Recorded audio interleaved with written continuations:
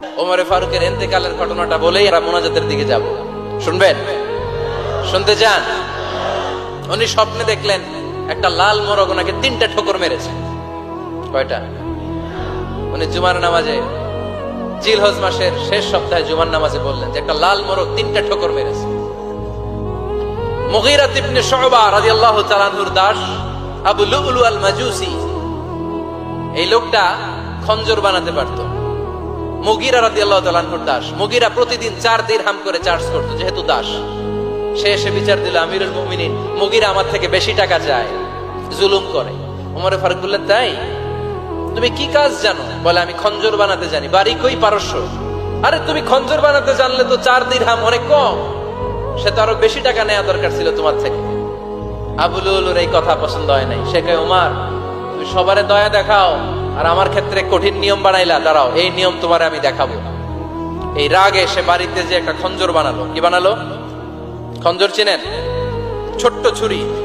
কিছুদিন আগে ওমানের সুলতান কাবুস ইন্তেকাল করেছে, জানেন আপনারা? ওনার এই কোমরের মধ্যে খঞ্জর থাকতো, ছবিতে দেখছেন? আরব শায়েখ যারা সুলতান, আমির, কোমরে কি থাকে? ছোরা থাকে, খঞ্জর।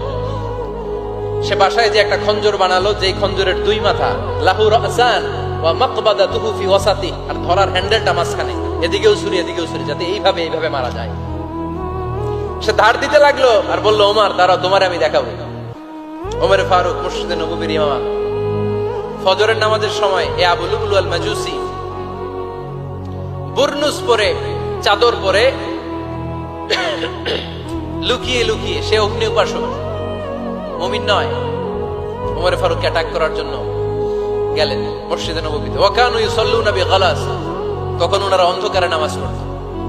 নামাজের সময় যখন হলো, লুকিয়ে লুকিয়ে প্রথম কাতারে ওমর ফারুকের পিছনে মুয়াজ্জিনের পাশেই দাঁড়ালো, হাতে খঞ্জর।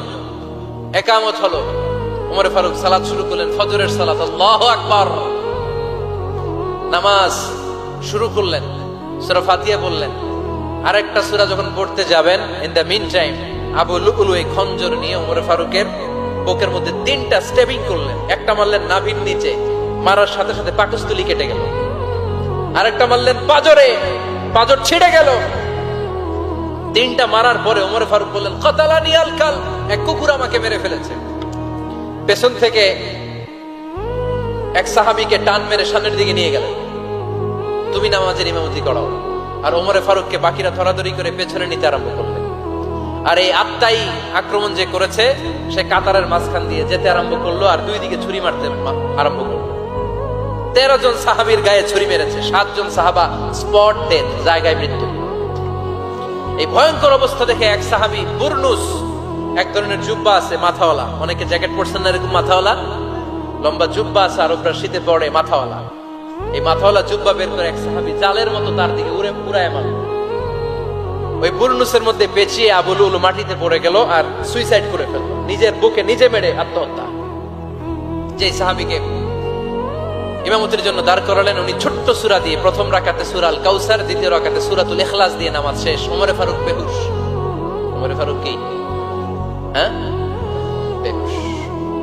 সবাই কান্নাকাটি করতেছে, সবাই দেখতে গেলেন, এখন হুঁশ ফিরে না। মুখের মধ্যে, মুখ খুলে রাষ্ট্রের চিকিৎসক মুখের মধ্যে দুধ দিলেন, ওই নাভি দিয়ে দুধ বের হয়ে যায়, পাকস্থলী কেটে ওখান দিয়ে দুধ বের হয়ে যাচ্ছে। তারা বললো, ওনারে বাঁচানো সম্ভব না, দেখেন হুঁশ ফিরে কিনা। হুঁশ ফিরলে ওনার পরে কে আমির হবে, উনি যেন প্যানেল ঠিক করে দিয়ে যায়। সবাই তাকিয়েছে ওমর ফারুকের চোখের দিকে। আল্লাহর মেহেরবানিতে ঘন্টা খানিক পরে উনি চোখ খুললেন। চোখ খোলার পরেই বলেন নাই, ও মা আমি মরে যাই। চোখ খোলার পরে উনি বলেন নাই, কে মারলো আমারে। চোখ খোলার পরে উনি বলেন নাই, আমার পরে নেতা কে হবে। চোখ খোলার পরে সর্বপ্রথম কথাটি ছিল, আসল্লান নাস, আমার নেতৃত্বে যে ফজরের নামাজটা শুরু হয়েছিল, এটাকে ঠিক মতো তোরা পড়েছিলি? আমার নেতৃত্বে যে ফজরের জামাত শুরু হয়েছিল, সেটা ঠিকঠাক মতো সমাপ্ত হয়েছিল কিনা আগে বল। আসল্লান নাস, নামাজটা হয়েছে কিনা বল। সুবহানাল্লাহ কইতে পারলেন না? This is Umar, hour super hero. নেতা অনেকগুলো লাগে না, এরকম নেতা একটাই যথেষ্ট, যে গোটা বিশ্বকে কাঁপায় দিতে পারে। চিল্লায় বলো ঠিক কিনা?